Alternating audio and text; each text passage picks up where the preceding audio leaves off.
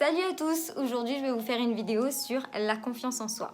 Pourquoi parler de ce thème? Parce que tout simplement, j'ai manqué de confiance en moi personnellement pendant très longtemps. Malgré ce qu'on pouvait croire de dire oui, tu es modèle photo, tu as confiance en toi, tu te mets en lingerie facilement, ça veut dire que tu t'aimes, ça veut dire que tu sais que tu es belle, etc. Faux! Je vous arrête tout de suite, j'ai manqué de confiance en moi toute ma carrière de mannequin. Donc ça ne veut rien dire.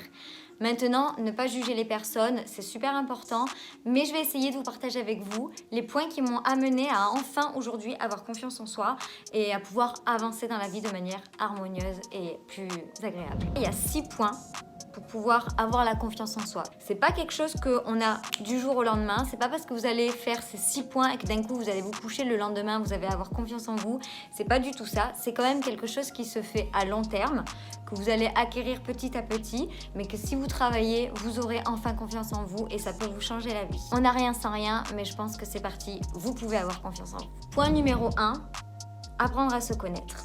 Vous faites le bilan sur vous-même, vous faites une liste sur vos qualités et vos défauts. Et à ce moment-là, vous verrez quelles sont vos qualités et si vos défauts sont réellement des défauts. Par exemple, tout simplement, moi je disais tout le temps, je suis têtue. Personnellement, oui, je suis têtue. Mais en fait, est-ce que c'est vraiment un défaut?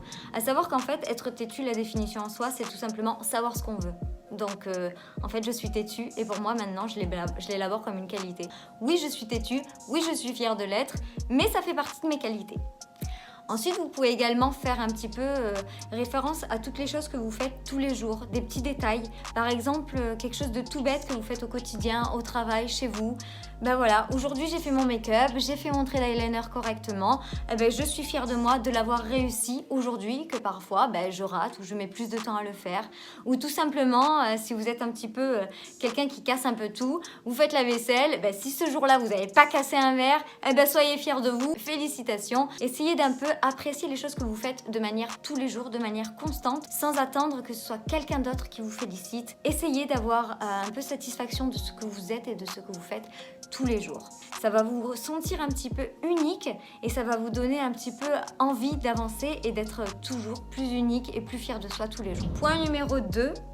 Faire taire ces petites voix intérieures. Bon, vous savez très bien de quoi je parle et de qui je parle. Bon, moi personnellement, j'ai un match de foot dans la tête. Ils sont 12, ils sont en train de se balancer tous les uns contre les autres. Et à chaque fois, je me disais, mon Dieu, qui est-ce qui a raison, qui est-ce qui a tort? Du coup, ça me créait des doutes, des peurs et j'avançais plus. En fait, on enlève toute l'équipe de foot qu'on a. Psychopathe, on arrête. On est seul, on est unique, on essaye de se concentrer sur ce qu'on veut vraiment et on n'écoute plus un petit peu les voix intérieures qui essayent de nous déstabiliser parce que tout simplement, ça va nous freiner sur notre avancée et sur notre avenir. Allez de l'avant dans son vocabulaire aussi, le positif amène le positif. Je peux pas, j'ai peur de, je ne sais pas. Non, tu dis à la place, je veux, je vais essayer, j'espère, je vais. Point numéro 3, avoir des objectifs. Se lever le matin en se disant qu'est-ce que je veux vraiment et le savoir pourquoi vous le voulez vraiment. En fait, c'est ce qui va vous motiver à vraiment avancer dans la vie et vous dire c'est sûr, je veux ça, j'aurai ça. Et en pensant positif, vous aurez forcément du positif. Vous vous levez avec détermination, vous vous couchez avec satisfaction. C'est vraiment le but absolu. Personne n'est là pour vous guider, pour vous dire quel rêve vous devez réaliser ou pas. C'est votre propre rêve, c'est votre propre vie. Vous êtes le capitaine de votre bateau. Donc, soyez sûr de vous, voyez ce que vous voulez et demandez-vous pourquoi vous le voulez. Aussi, ça va vous donner une inspiration, une source d'envie, une motivation pour tous les jours, pour avoir également envie de vous lever le lendemain et de faire encore mieux que ce que vous avez fait la veille, d'être toujours satisfait. Allez-y avec le cœur plutôt qu'y aller avec ses peurs parce que les peurs vont vous freiner tandis que le cœur va vous laisser aller et vraiment le lâcher prise. Lâchez prise, soyez vous-même et soyez un petit peu fiers de ce que vous faites. Parce qu'on est bien dans son confort, dans sa petite routine, dans les trucs qu'on sait faire, qu'on aime bien faire, etc. Mais c'est ça qui va vous bloquer.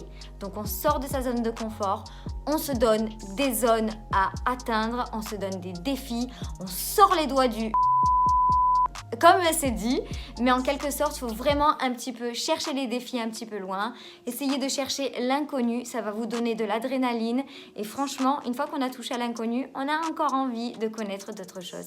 Et ça peut vous développer des compétences personnelles que vous imaginez même pas. Vous pouvez savoir faire quelque chose alors que vous savez même pas que vous étiez doué dans cette chose, dans cette qualité, un talent caché, quelque chose. Mais franchement, donnez-vous des défis tous les jours, sortez de votre zone de confort et ça va vraiment vous faire du bien. Allez au-delà en fait de la limite que vous vous étiez fixée. Vous étiez fixé une limite là, eh ben, allez là. Voilà, comme ça vous êtes sûr que si vous atteignez la lune, au pire, vous atteindrez les étoiles. Franchement, c'est vraiment quelque chose d'un peu kitsch en tant que citation, mais c'est vrai. Si vous allez toujours plus haut et toujours plus loin, ben, vous serez toujours fier en fait du niveau que vous aurez atteint, que si vous visiez le minimum, forcément, vous restez au minimum. Si vous vous donnez à 120%, vous êtes sûr d'atteindre le 100%. Donc allez-y, foncez. Point numéro 5, apprendre de tes erreurs. Ne considère pas tes erreurs comme des échecs, mais prends-les plutôt en tant qu'expérience de ta propre vie. Tu sais que en passant par ce chemin, tu t'es planté, ne le prends pas, tu en prends un autre. Au contraire, ça va te guider et toujours t'amener à progresser. Donc désormais, tes erreurs sont ton expérience de la vie. Donc continue, fonce et n'abandonne jamais. Si d'un coup tu tombes, tu te relèves, tu n'abandonnes pas. Si par contre on te ferme les portes au nez et que ça ne vient pas de toi, passe par la fenêtre, tu t'en fous, trouve une solution mais reste toujours positif. Point numéro 6, le dernier mais pas des moindres, s'entourer de personnes positives. Bon, vous savez, tout à l'heure je vous ai parlé un petit peu des personnes que vous avez dans votre tête qui peuvent un peu vous bloquer, vous bannir, etc. etc.